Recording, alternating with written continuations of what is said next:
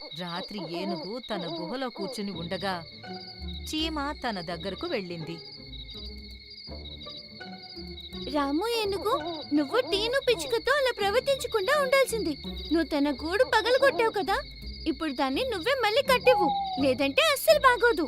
ఓ ఆహా నువ్వొక చీమవయ్యుండి నాకు వార్నింగ్ ఇస్తున్నావా? అవును, వార్నింగ్ ఇస్తున్నాను. ఎందుకంటే ఆ అమ్మవారు నాకు వరం ఇచ్చారు కాబట్టి. నేనేం మాట్లాడినా అది నిజమైపోతుంది. సరే, ఏమనాలనుందో అను, నేనేం అస్సలు పట్టించుకోను. సరే అయితే విను. నువ్వు టీను పిచ్చుక గూడు పగలగొట్టి చాలా పెద్ద పాపం చేశావు. అందుకు నువ్వు మళ్ళీ తన గూడును తయారు చేసి ఇవ్వాల్సి ఉంటుంది. ఒకవేళ రేపు సాయంత్రం లోపు నువ్వు దాన్ని మళ్ళీ కట్టకపోతే అప్పుడు ఖచ్చితంగా నీ తొండంలో భరించలేనంత నొప్పి పుడుతుంది. నేను చెప్పేది అర్థమైందా? ఓ, నేను భయపడిపోయాను. ఇంక నీదైపోయిందా? వెళ్ళు, పారిపోయి ఇక్కడి నుండి. నేను నిద్రపోయే సమయం అయ్యింది.